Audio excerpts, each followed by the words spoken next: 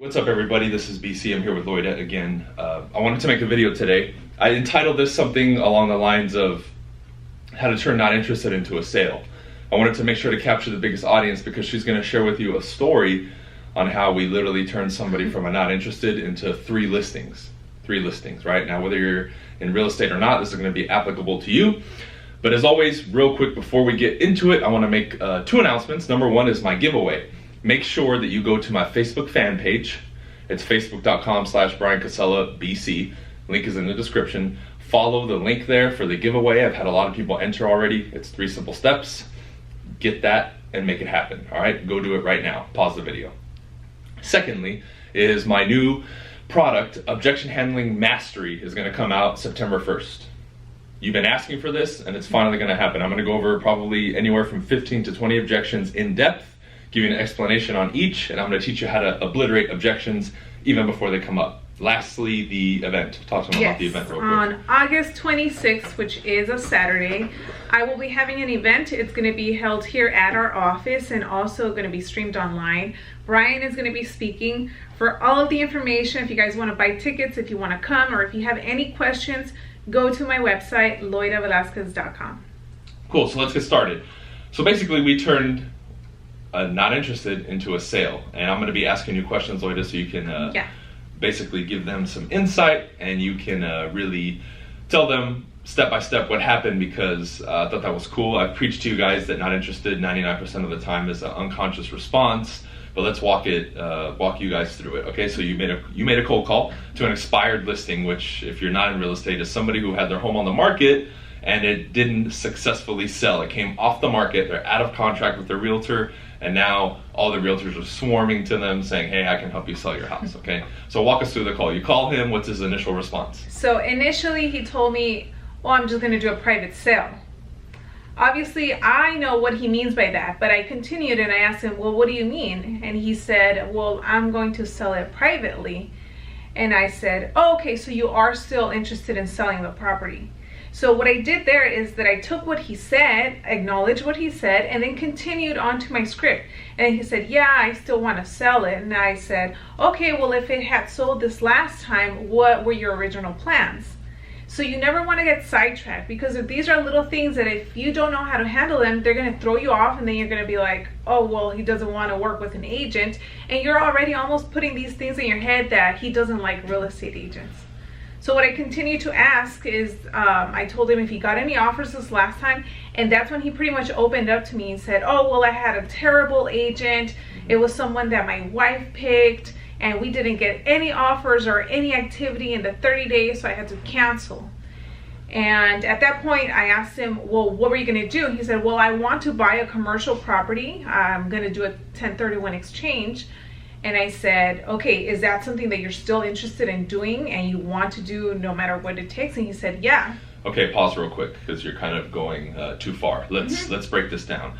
So in the beginning, basically, number one, you didn't accept his response at face value. Yeah. Right, which typically happens, right? Because you guys forget that when you call somebody, you door knock somebody, you're entering into their world, and there's already a barrier there because nobody has time. Nobody's waiting for your call. Nobody wants to talk to you. And this is a conversation that we're almost like pushing our way into, you know what I mean? So, but I want to make it very clear to you guys, there's never going to be a perfect time to call or knock on a door or visit somebody at their business, because I get that question all the time too. Oh, when's the best time to call? When's the best time to door knock? Whenever you're going to do it consistently, that's the answer. So you almost have to go in prepared for this, not interested, or I'm going to do it on my own. And each industry is going to have its own set of similar objections, but at the same time, universal objections, like I want to think about it, not interested in this kind of stuff. So what she did was she didn't accept it at face value, understood that it was an unconscious response, and all she did was continue the conversation. See, a lot of the questions you guys ask me is like, well, they said that, I have to come up with a good response or else I can't continue the conversation. Yeah. Incorrect. All you have to do is acknowledge it and continue down the script. She didn't do anything special. I'm gonna say that again. She did not do anything special except remain calm, acknowledge what he said, and move down the line of the conversation. We all have scripts that we follow. You, if you're not, should follow a script. Okay, you should have it internalized and you should know it. However, do not be afraid to insert questions in between or jump around on the script.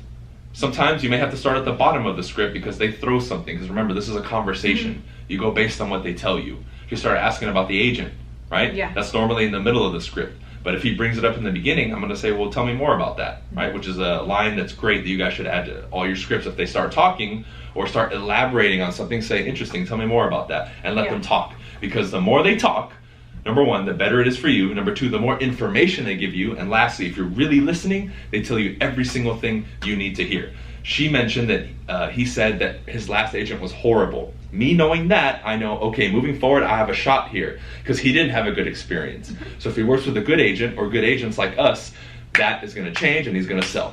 So let's continue. Yeah. And aside from that, the fact that he told me that he wants to do a 1031 exchange and move on to something more profitable, I know he's very motivated to sell. Well, for everybody watching who doesn't know what a 1031 exchange is, explain to them what that is. A 1031 exchange is pretty much when somebody has a property and they use it as an investment.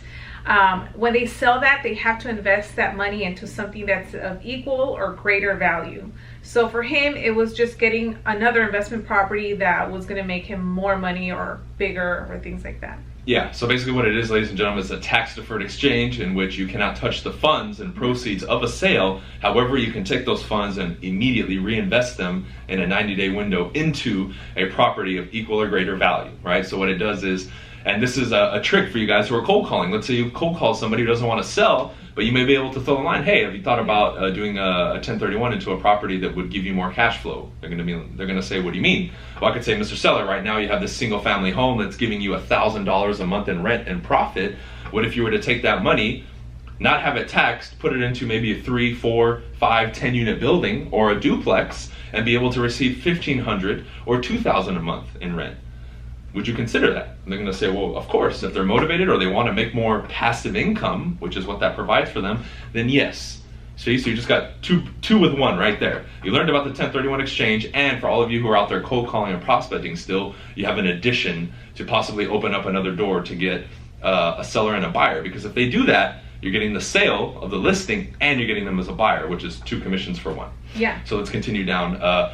You talk to him a little bit more. He's motivated. He wants to do the 1031 exchange. So in the end, it's pretty funny. He actually ended up closing himself to you, huh? Yeah. He ended up asking me, well, how can you help me? And I said, well, you know what I can do right now is take all your information, do my homework, and get back to you. And that way, when the numbers make sense, if we can get together, are you available this weekend on Sunday? And he pretty much told me, yeah, Sundays work best. That's when I'm available. So it's funny because initially he told me, oh, I'm going to do it myself and do a private sale. And now he's telling me, okay, yeah, let's meet. So right before I was about to hang up, after he had given me all the information, he was like, oh, by the way, I have this other property. Can I give you the address? Because I might want to sell that too.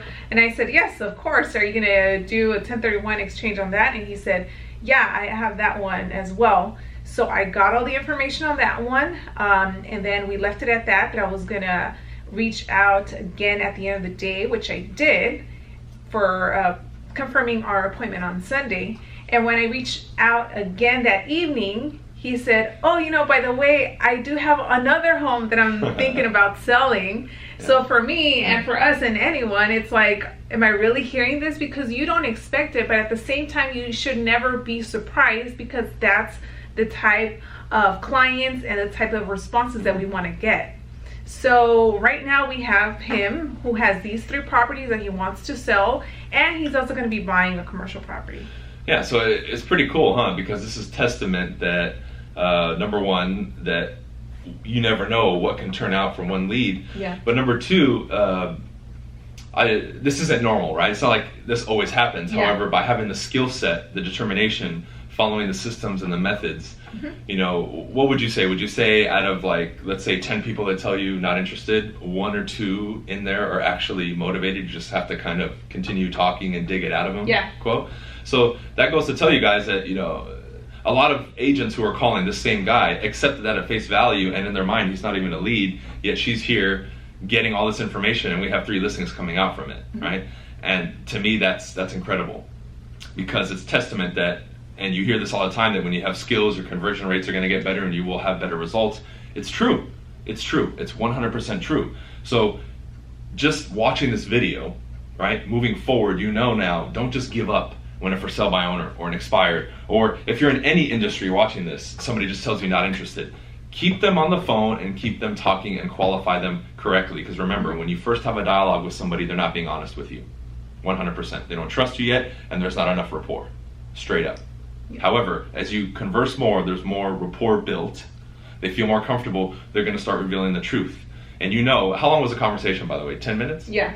He went from not interested, I don't like agents, I'm going to do a private sale. Within 10 minutes, guys, of talking, I have 3 properties to sell. Now, the subsequent properties came in later calls, but you get the picture here, right? So, whoa, I think that's good for now. What would be some closing statements you would give people who maybe are like, well, I feel awkward when I'm doing that, or it doesn't feel right to do that? Like, keep them on the phone. They're telling me they're not interested. They must not be interested.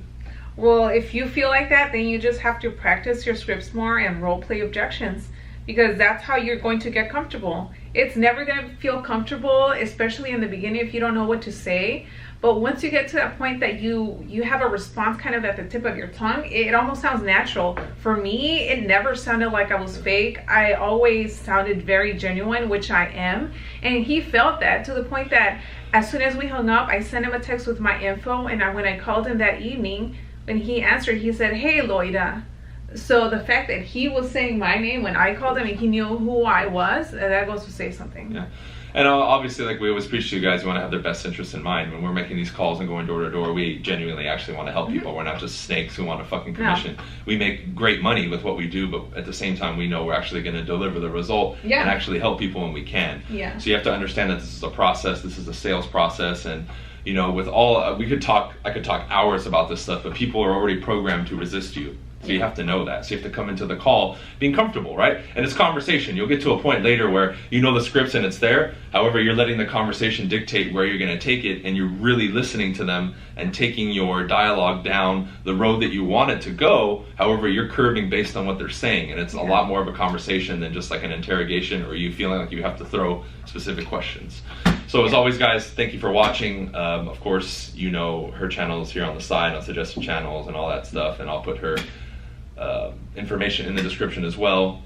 And yeah, don't forget to like the video, subscribe to the channel. Make sure you browse through some of the older videos, because they do have a lot of gold that we're starting to reintroduce again, and it has a lot of the fundamentals and basics that really will take you from 0 to hero. Any last things?